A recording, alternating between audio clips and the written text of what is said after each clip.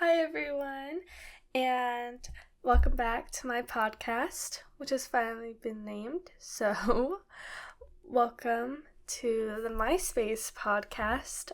I'm Miley, and I guess let's get started on this video. Okay, so Apprentice to the Villain is the book today. It's by Hannah Nicole Mayer, and it is book 2 of the Assistant and the Villain series. I'm excited.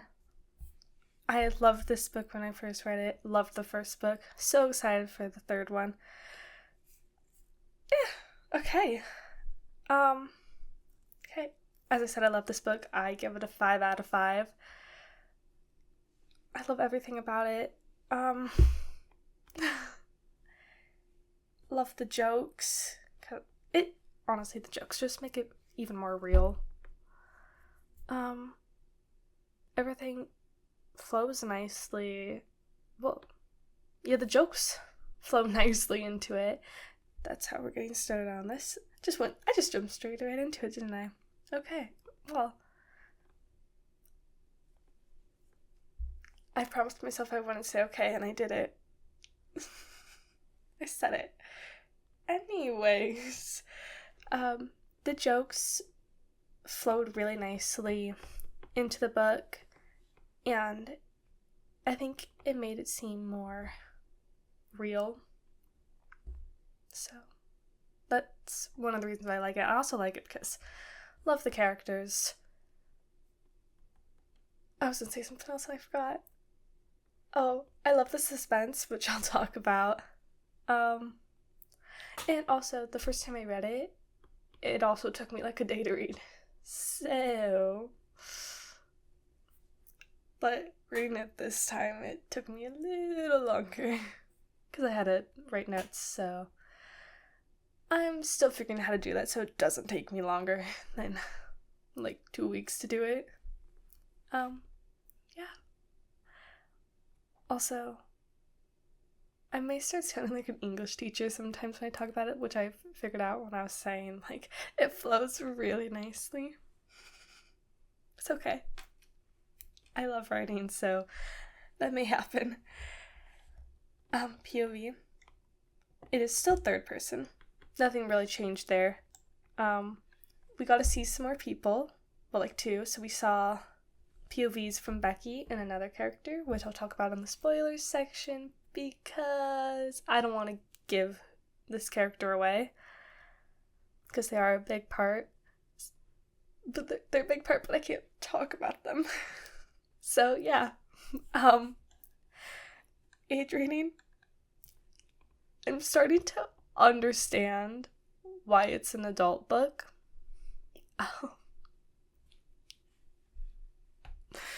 I know I said it's in the first book it was like more young adult, but it's starting to get to that adult level.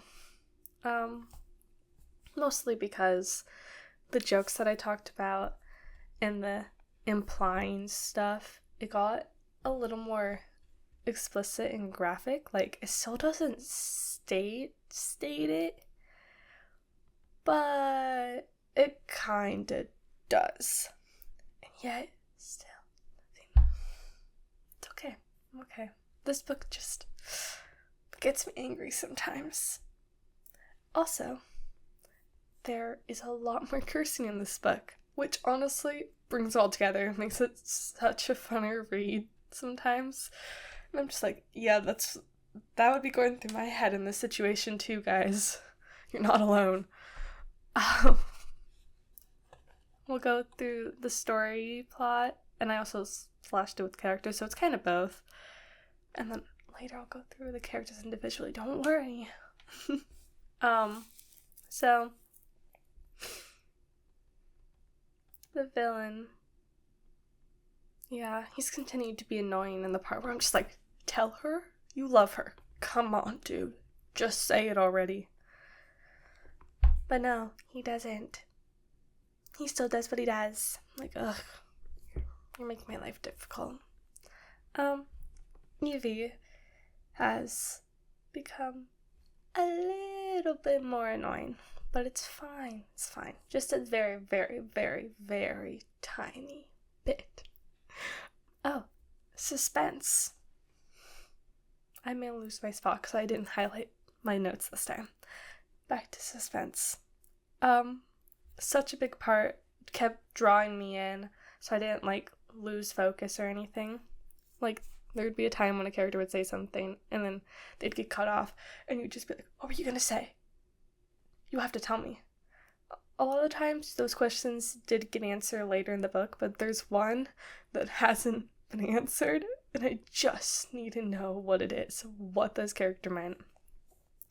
By my guess, and because of the whole fairy tale thing, I'm hoping it's to do something with, like, soulmate stuff, but, like, you know, true love's kiss is a real thing, so maybe, hopefully, you know, you never know, because there hasn't been any talk about, like, true love's kiss or soulmate stuff, so, like, usually there is some talk, but there's been talk about true love's kiss and stuff, and it's been slightly mentioned. I won't tell you where, but it has. Oh, yes, this part. So, we gotta learn more about other characters, like their backstories and stuff. Billy's just, like, one character. Just, no. But we also get to learn more about the main characters' backstories, so you go a little deeper into their feelings and how they got to where they got. I'll talk about the character later, okay? Don't worry. And then, oh, yes. You can really, throughout the book, you can feel the characters' emotions. The author did a really good job at describing it, like, describing their emotions and everything, which is so nice. Like, she really, like, kind of, like, deep dived into it. Like, you really feel it, and you can understand it. It just makes the characters feel so much realer. Yeah. And, like, you know what I want to happen? I want Evie to, like, have powers or something, but also I don't want her to have powers because I like her without powers. So, I don't know. Also, I barely highlighted my notes, and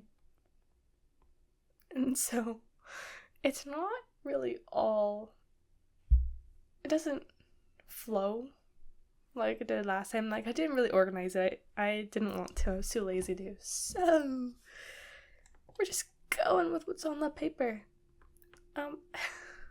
Next section, connections. It's our new section. It's really just connections to real life, or, like, quotes that I like. So, yeah. As I just said, it has a lot of relatable lines, so there's one line. It's I love these lines. So some of them I'll say out loud, some of them I won't. Number 1, I won't say this one, it's too long, but basically it really talks about how, like, you can't change how other people think. You probably could, but, like, you don't want to. That's not really, that would take too much energy. And the best thing you can do is know who you are deep down, because what people say doesn't matter. What people say about you doesn't matter. You don't have to listen to other people. Well, sometimes you do, but, like, that's a whole different topic we're not going to get into.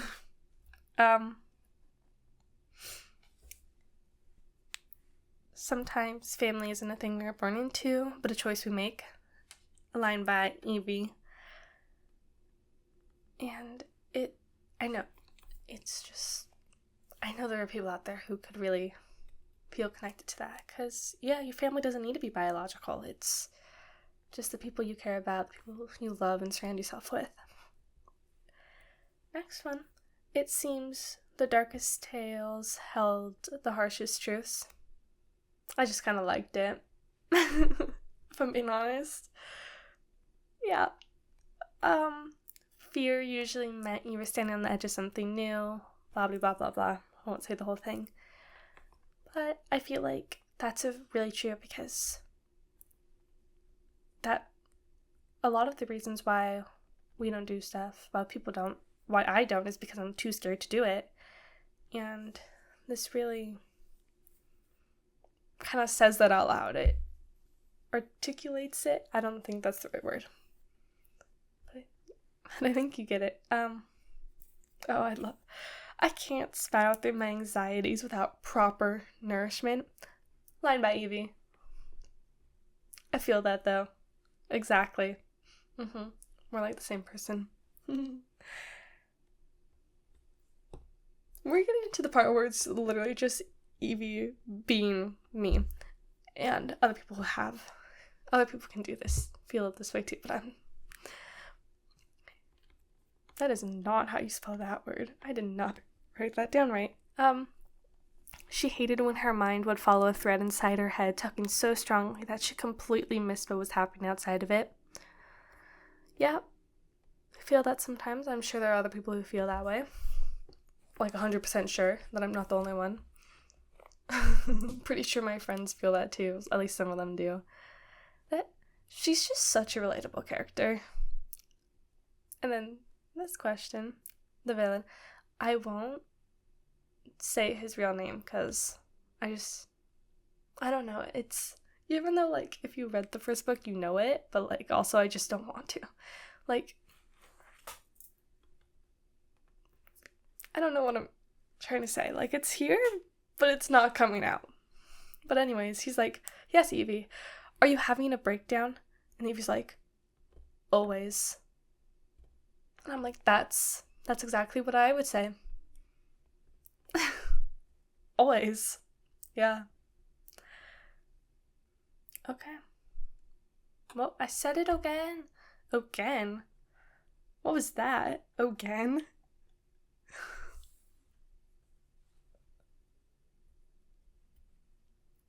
Speaking is my strong suit.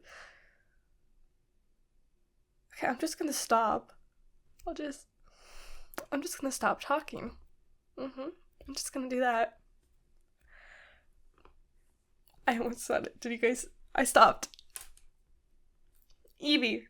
Let's start with Evie, guys. So, this girl has gone through so much in her life, and it's just kind of crazy. Like, her mother... I was gonna start with her brother. Her brother and her mother basically died in front of her. And, like, usually you'd hate the world after that. You'd be like, no, hate it. This is a horrible world. But not Evie. She did see that the world wasn't all rainbows, golden rainbows. It wasn't all magical and stuff. But she continued to see the good that the world held. And part of the reason why she did it was because she wanted her sister to believe that the world still held good. And that's just, it just shows how strong she is. And it's so inspiring to see somebody who has gone through so much just keep going, keep pushing. And but also, she is scared that she's going to be just like her mom and break down. She's scared that she'll break and lose herself just like she watched her mother break and lose her light when she was a child. And it's so sad. And and yeah, she's just so nice to everybody.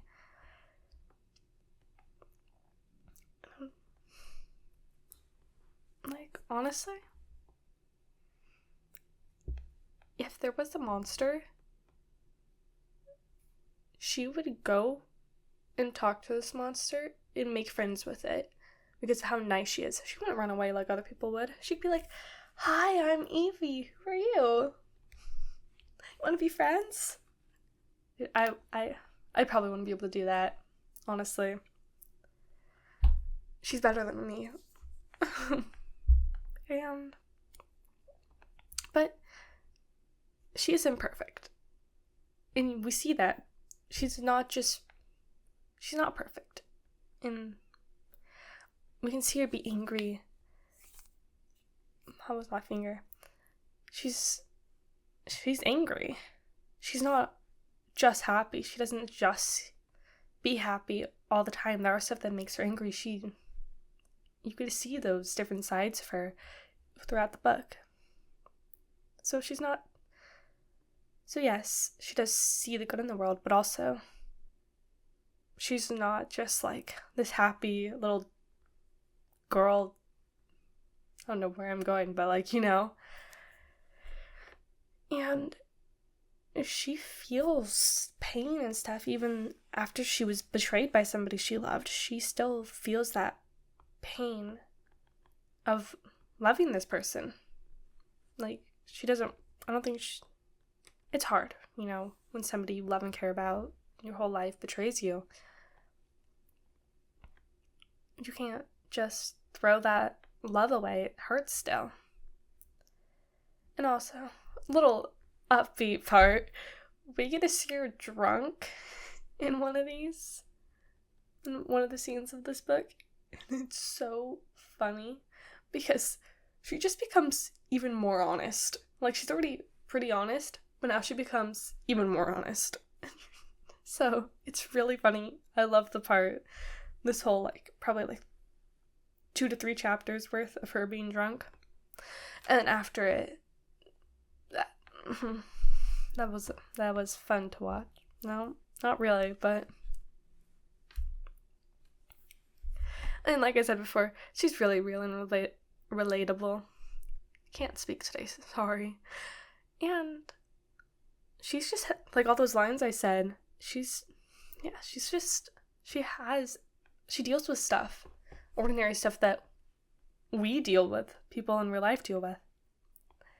Like, she once says that her greatest affliction is spite, which is honestly kind of funny. I know it's a desire to hurt, annoy, or offend people, but honestly, everybody feels that at one point. Where was I?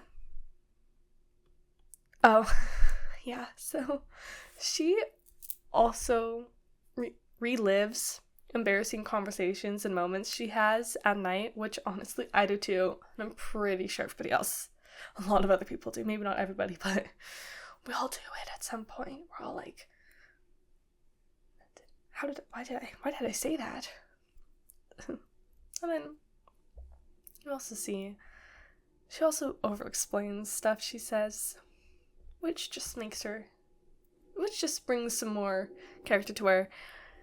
Like, she'll say something that could be taken as more, sexual.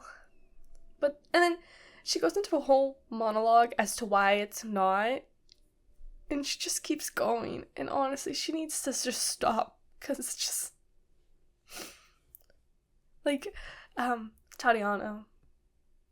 Tatiana, I think, once says, "Stop while you're ahead." I'm like, yeah, do that, girl. You're just stop. Okay, we're gonna go into how she's become a teeny weeny bit annoying. So, we already know she's a super observant and smart girl. But she's a little too much. But also, people aren't too good at hiding these secrets from her. She just keeps finding out these secrets. I'm just kind of like, can you just kind of tell her? But also, she doesn't get angry at it. She's just like, that's okay. Which honestly is super nice, because you're just like, well, because a lot of other girl characters, they're like, they get all angry about it. And they're like, I'm not going to talk to you for a whole month. And she's just like, it's okay, I was just waiting for you to tell me. She understands people, which is super nice. But also, I don't want her to be angry, but I'm just like, do you have to figure it all out? Let them tell you. It's okay though. It's okay.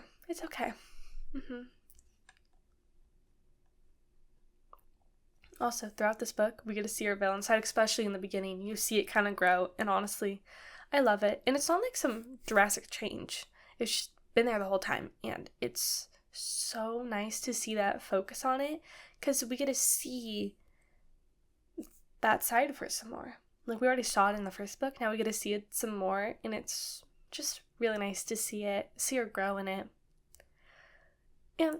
But it doesn't take away from how she's so funny and still makes me laugh. Like, here's some examples, yeah. Somebody called her a witch, and she said, boo, witch. It's just funny in the two different ways you can take it. Like, she can say boo in, like, a scary way, and, like, just, like, booing a person. And I think that's what she was doing. She wasn't going, like, boo, but more like, boo. But I don't really know. Yeah. And there's this other part where she's like, don't make the boss jealous, Evie. She says that a lot. She says a lot of things. She's like, don't think about this, don't do this. Which, every time, it's so funny, because most of the time it's about the boss. And usually I'm just like, it's too late, you're already doing it. The boss, the villain, does this too, honestly. About her. One more, this is the last example for this one. He has his torture face on, and she had caused it with her ridiculous little drawings. How thrilling. It's funnier when you understand the backstory of the scene, but if I talk about the backstory, it gives some stuff away that I don't really want to give away. But it's a drawing. And he's jealous, so maybe you can figure out what type of drawing it is. And also, she's not an amazing drawer, so yeah. Oh yes, there have been times where I've wanted to yell at her in the same way I do the villain. Like, sometimes like, yay, and someone like, really? Like, one of the yay times, she says her choice would always be him. I'm like, oh, yeah, And then other times, she'll, like, see the little things that the villain does that would be like, oh, he likes her. And then she's just like, no, he doesn't like me. I'm like, really, girl? Really? Oh. One of my favorite parts, so she has a wanted flyer, and she gets so happy, and I just loved that. I was like, yes, go girl, go.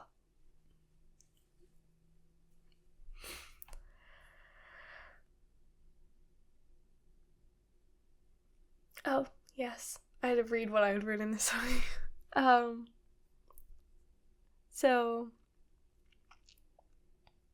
I love the villain in Evie's banter, because he'll say something, and then she'll get angry at him, and sometimes, this is one time, he did something that he said something, and did something he shouldn't have done, and the whole office gets angry at him, and I thought it was so funny. It's like, it really shows you who the favorite is.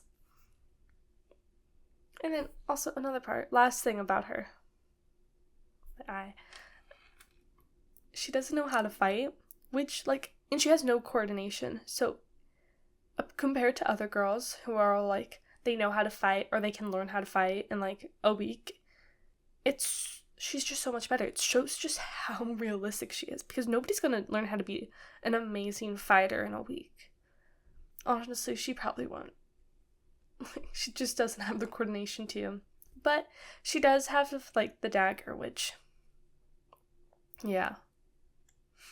The dagger allows her to fight the villain. Dun, dun, dun, dun, dun, dun, dun, dun. That was fun. He's so nice to her little sister. It's so cute. He has a tea party with her, too. He wanted to have a tea party. He was, like, dying, and he was like, I wish I could be with Evie and tell her how I feel. I wish I could have a tea party with her little sister and all. And it came true. So cute. he has handkerchiefs. He's a real gentleman here. But they're like pretty colors. Like light blue. It's the only one that was actually said, but he's not all like dark. And he's also scared of the dark. So I kind of love that. It brings more character. There's a reason why. Because of something that happened. And also he has a nightlight. And guess what it's in the shape of? A tornado. Which is what he calls Evie. So, connection there? I think so. And it just, everything, all those little details make him feel so much more real. Also, there was one time they were in the dark together, Evie and the villain, and he wasn't afraid.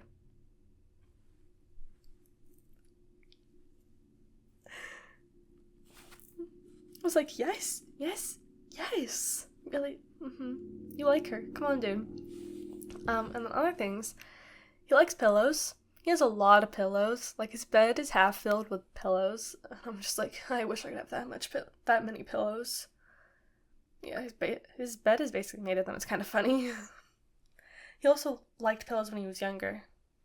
So we get to see more of his backstory throughout this book. Same with Evie. And also, another thing about him is that he basically knows everybody in his office, everyone who works for him, and he knows them, like, by name. He's a better employer than most people. In the book and in real life, probably. I know. Yeah, he's better than the king. The king doesn't know people. He does, though. The villain does. And another thing, he still doesn't think he's good enough for her.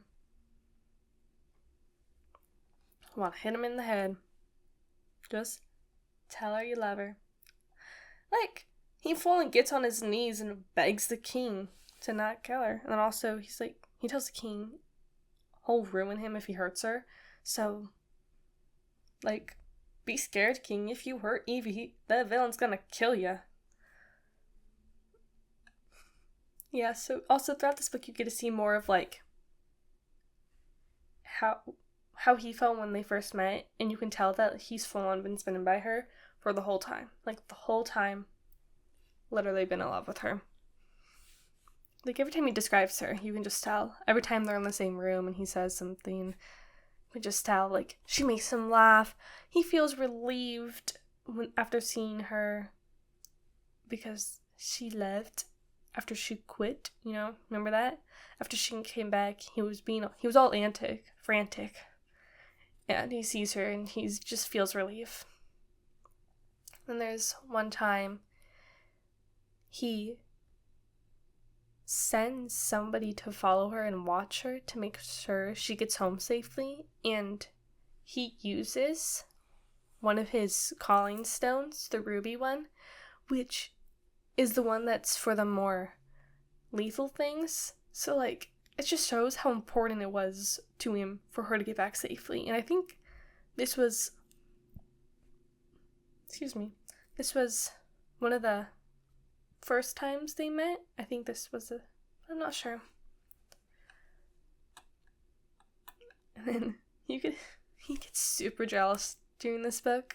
Like, there's one time Blade kisses Evie on the cheek, and he kisses Blade.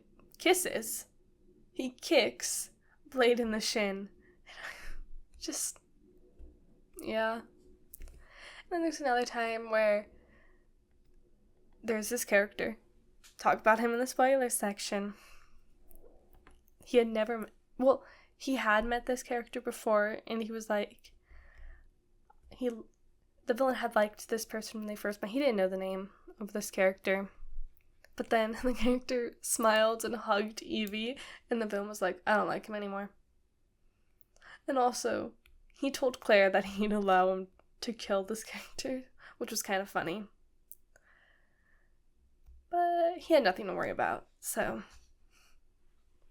Oh yeah, there's a lot of things throughout this book.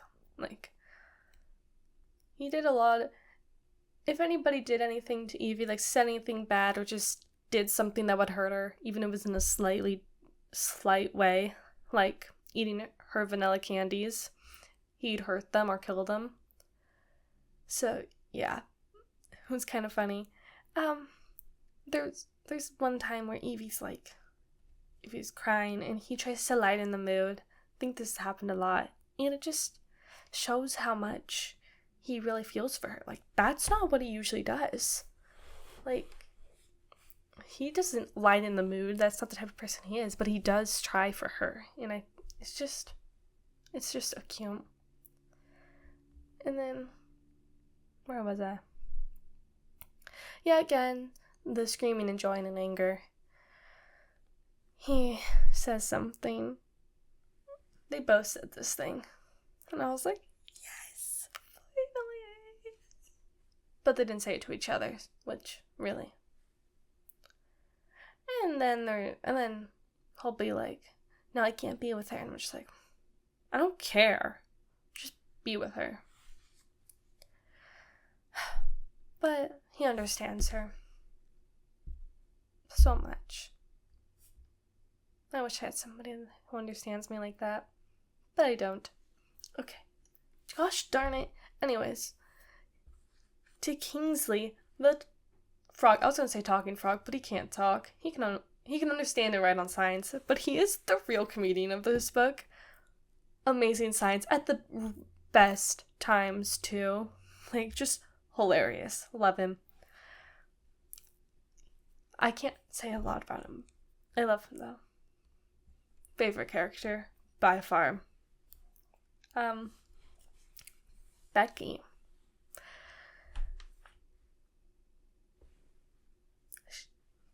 I love her. And not as much as Evie, though. She's, I have, Evie the villain, Kingsley, and then Becky. I don't know why I said I loved her then, because it's okay, though. She likes Blade.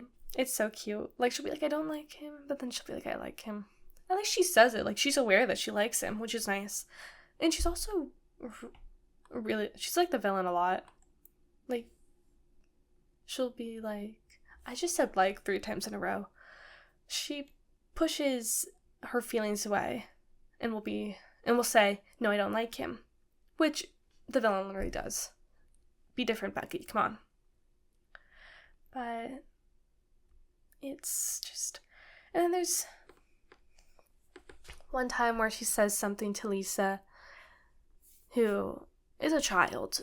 And I'm like, I agree with what you're saying, but I don't agree that you're telling it to a child. But I still like her.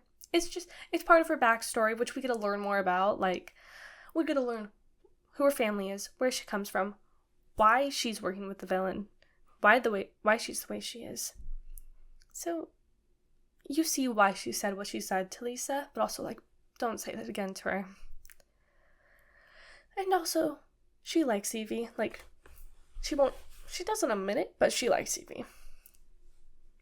Well, they kind of do admit it. Their personalities just kind of clash, because they're so different, but also, it's because Evie reminds her of who she used to be, because she used to be just like Evie, and then she changed, for reasons that we figure out later.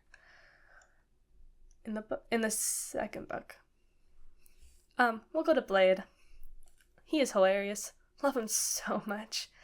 He knows how the villain feels about Evie, and he teases him a lot about it. He'll say jokes, and you're just like...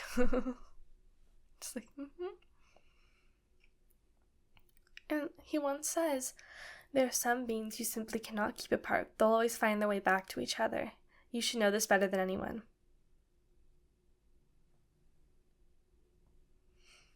Come on, dude. He's literally telling the villain here, you like her? Just go, because you're just going to come right back to each other. So just be together already. He also likes Becky, which is so cute. And he keeps going after her, even though Becky runs away, basically. And also, a little thing about him, he's colorblind, which gives him more character, which is amazing. And he had taken Becky's stuffed dragon, which is honestly so cute. We'll talk about, Tatiana and Claire. First, Tatiana, really love her.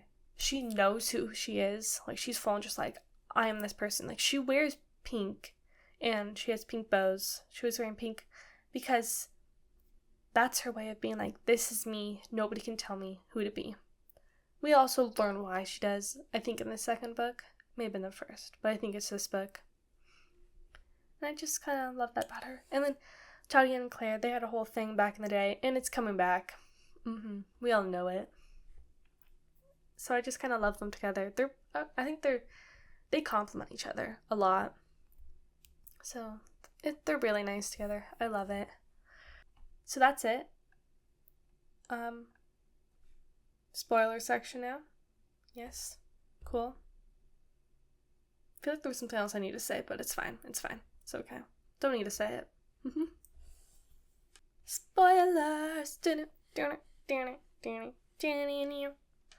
I like doing fun stuff. Okay. Right off the bat,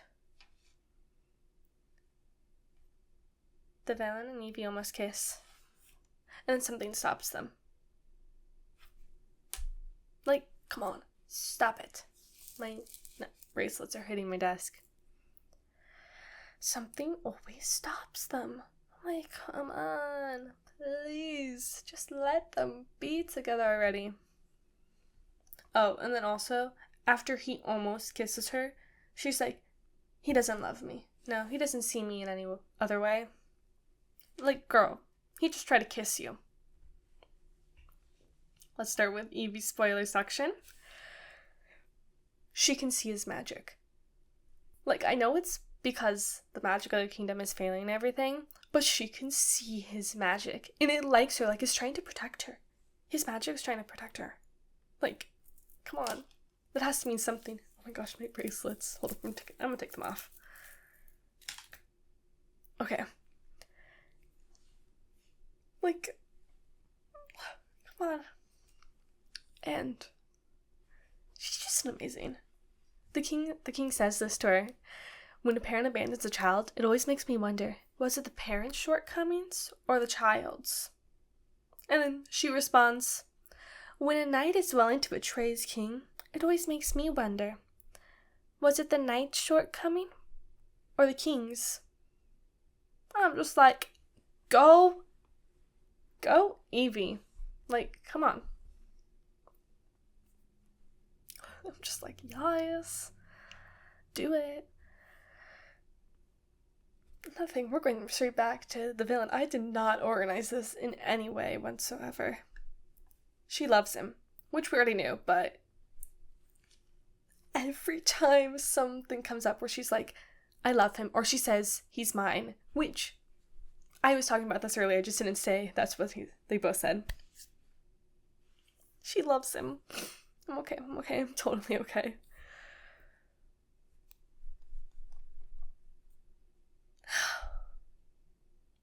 Oh, actually, I don't know who says this. I should have looked, but there's nothing written in any text that says we cannot be more than one thing. Oh, Evie said this. Definitely. It's a whole paragraph, and I wrote here that I loved it, so I loved the whole paragraph. Don't know what it said, but I loved it. I loved a lot of parts of this book. Oh, there's another thing that I found a little annoying. I'm really good at this today. She can be super naive, but only naive with certain people. Like, she'll believe anything the villain says, but she wouldn't believe anything the king says. So it kind of just shows how much she loves the villain, that she's willing to, like, she'll just believe anything because of how much she trusts him. Just said that. Okay, right. So she made a wish around the first time they met, I think, but I'm not completely sure on that. That she wished upon a star, and the villain was like, but she's like, I'll tell you when it comes true. They kissed. And She was like, my wish, it came true. And I was just like,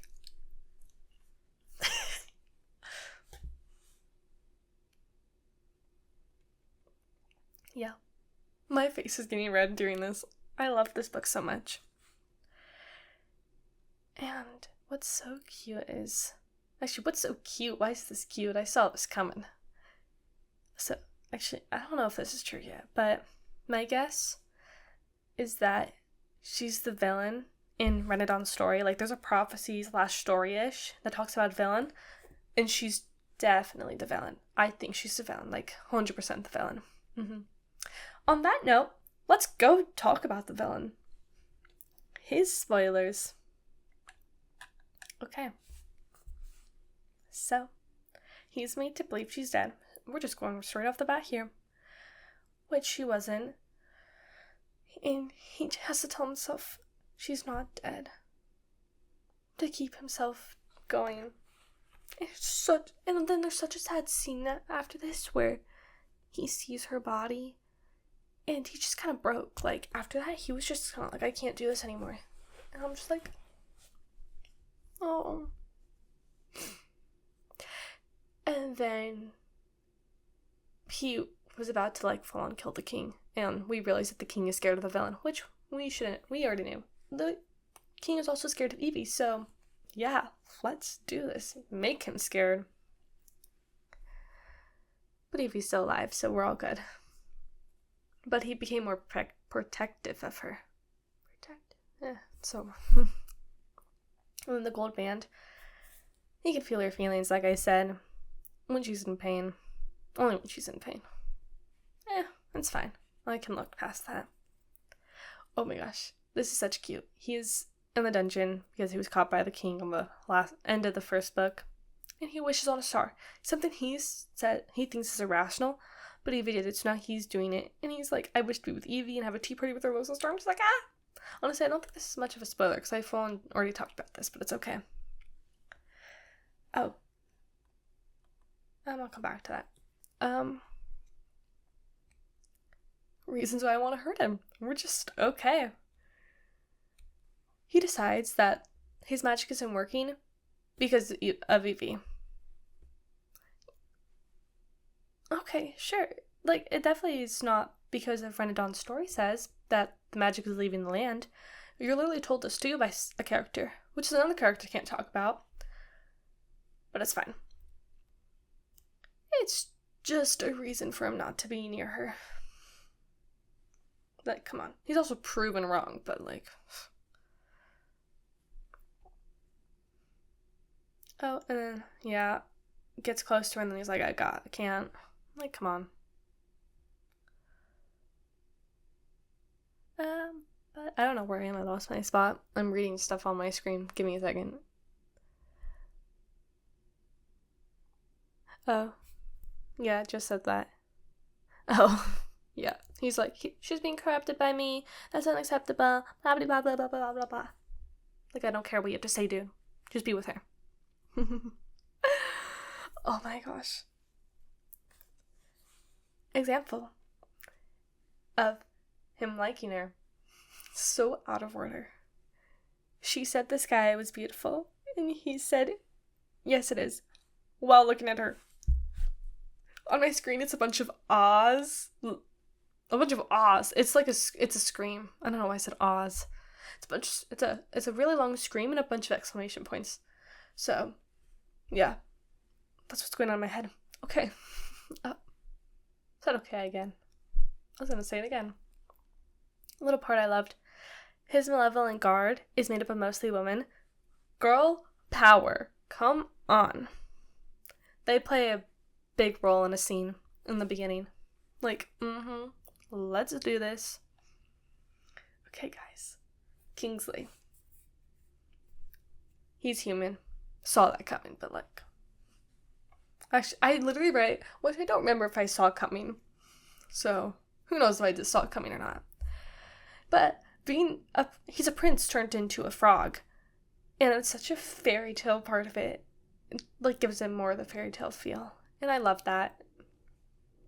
And also, you can just full on see how bad they were at hiding that he was human. This is also one of the things that Evie figured out. Also, she figured out about the whole band thing.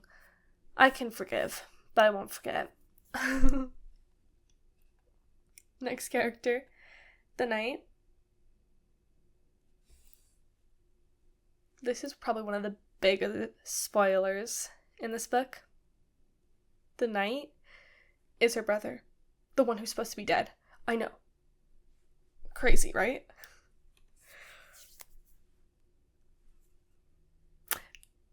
After meeting for the first time, Evie's like, "You're supposed to be dead." And she's like, "Are you a demon?" And you know what he says? "I am a valiant guard, so you're close." We all have to agree on that. Yeah, really close. Also, I'm pretty sure there's going to be a little something between Gideon, which that's his name, and one of the malevolent guards, like their little leader, like the head girl. There's going to be something. Definitely. He can say there's not, but there's going to be something. All of these characters are in some way alike. Kind of annoying.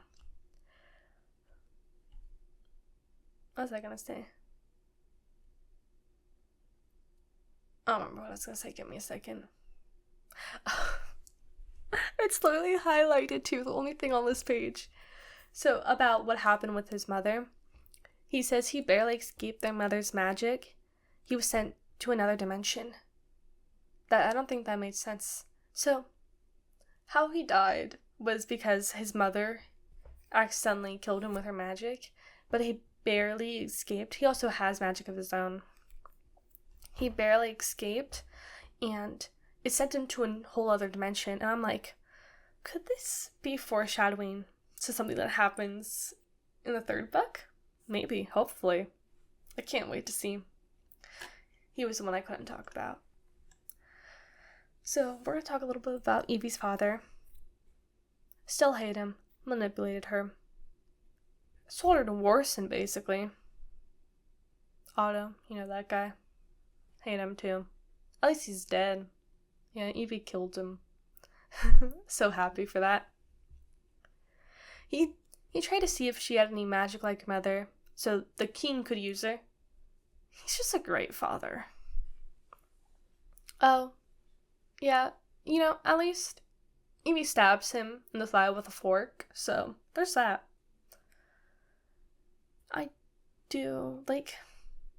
I feel slightly bad for him because I believe he did truly love his wife, and he didn't want to destroy her, but it happened. But also, you can't trust this man, so he could be manipulating me and he's not even real. And then he manipulates Lisa into freeing him. To the king now. He's a liar, manipulator. He's a liar and manipulator. He is manipulating his whole entire kingdom. Such a great king. And also, he's the cause of the mystic illness. Because he's been keeping a I can't say that. A Gurv. That's not how you say that.